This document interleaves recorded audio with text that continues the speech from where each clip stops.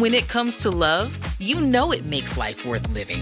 But a truth that's been vocal since day one is love unites. And at Xfinity, we understand love knows no limits. It just clicks. Our largest LGBTQ plus film and TV collection is home to stories that connect. Just say pride into your Xfinity voice remote and tune into all the universal truths that reflect how you love all year long.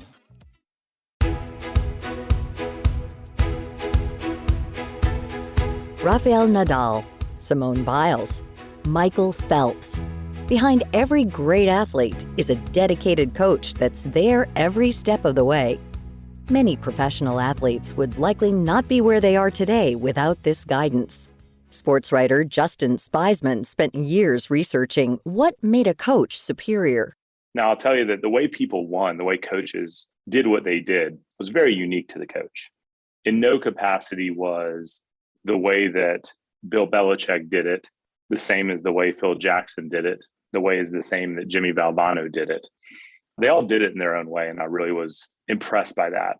While each person is different in their own respect, Spiesman did highlight that there were certain qualities he saw time and time again. There was certainly a dedication to greatness, a desire to be the best at what they did. They were students of the game. They were hard workers. No one just got away with greatness without putting in the time and the effort. So those are the types of things, that dedication, the resilience, the great effort toward their trade, being a student of the game, that I did recognize.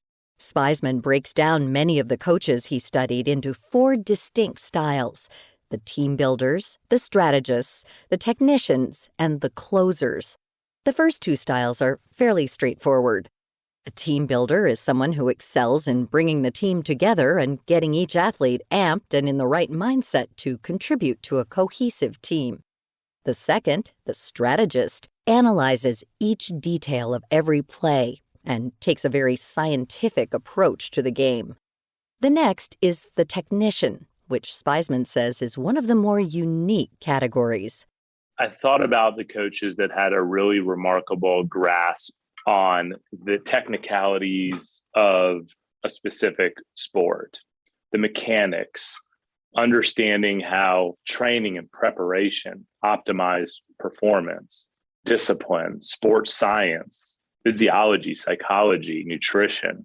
The technician is always focused on those types of things. They help their athletes become the best of the best through a number of variables like science and academics and analytics. They study the game. They're kind of like the Moneyball of coaches. And last, there are the coaches that are the closers, the ones who really excel in leading their team or athlete to a win during the final stretch of a game or competition.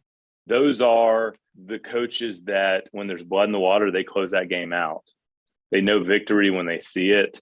They motivate and they inspire others to finish strong. Whenever opportunity or greatness is within grasp, like they get it, they grab it. Great example of that people may not know is Carol Hutchins.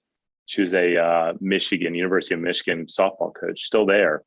And she has 1,600 wins, winningest coach in Division I softball history, inducted in the Coaches Hall of Fame. And her history of sustaining tremendous success is really matchless. There's very few coaches that have done that. So she's a great example of a closer. And there are those that fall into more than one category.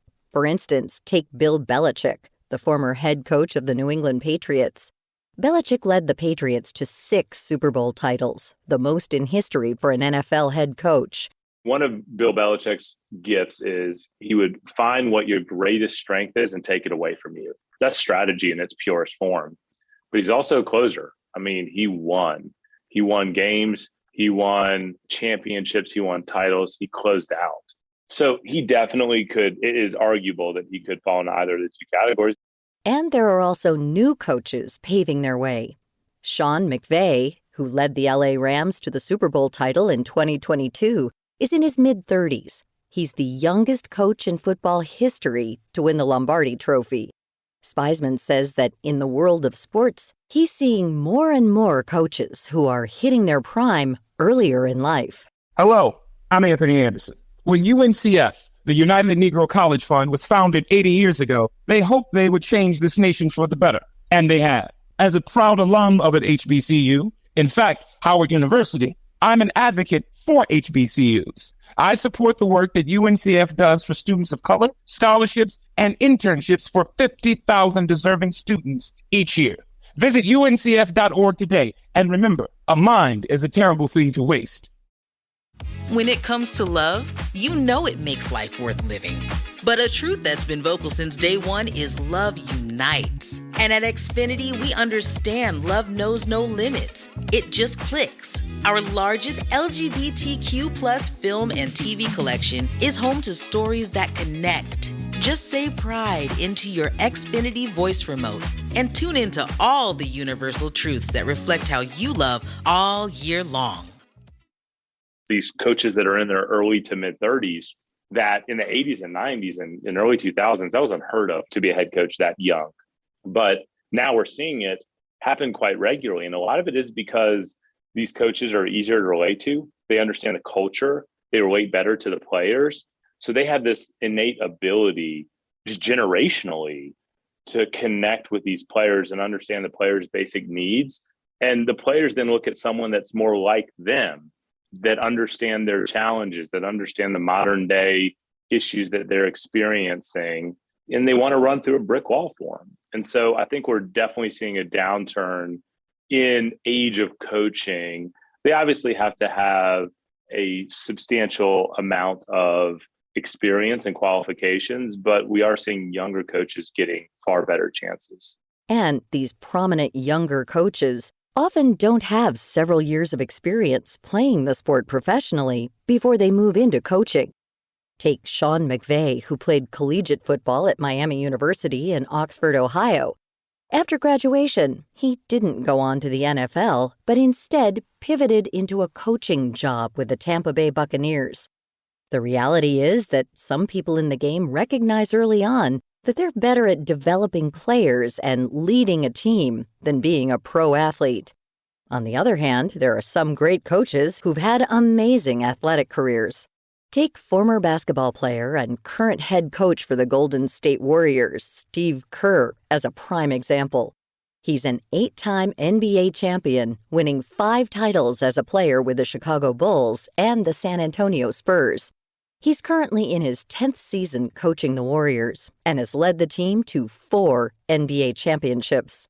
Steve Kerr, fantastic basketball player, very much a role player on Michael Jordan's Chicago Bulls championship teams, but had a love for the game, understood the game, was a student of the game. And now he's turned into this remarkable coach that I think we all can agree has really achieved a great deal. And the reason why I think he's achieved a great deal is because he understands the rigor of the game. And so I think that you don't have to have played the game to be a great coach, but I do think you get some remarkable insight if you did play a game, because it does give you this kind of behind the scenes approach. And you've gone to war on the courts before. You know what it feels like to recover. You know what your body's capable of. You get it. And I think that gives you a level of credibility that these players relate to.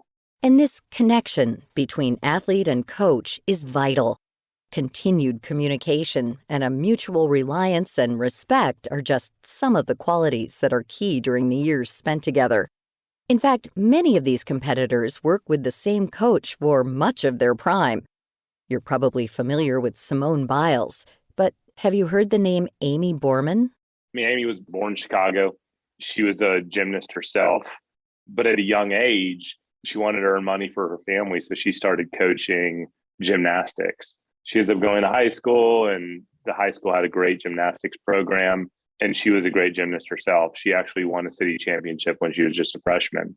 She wasn't good enough to become an Olympic gymnast, but she still wanted to be involved in the sport. So she goes to college, and while she's in college, she takes a part-time coaching position.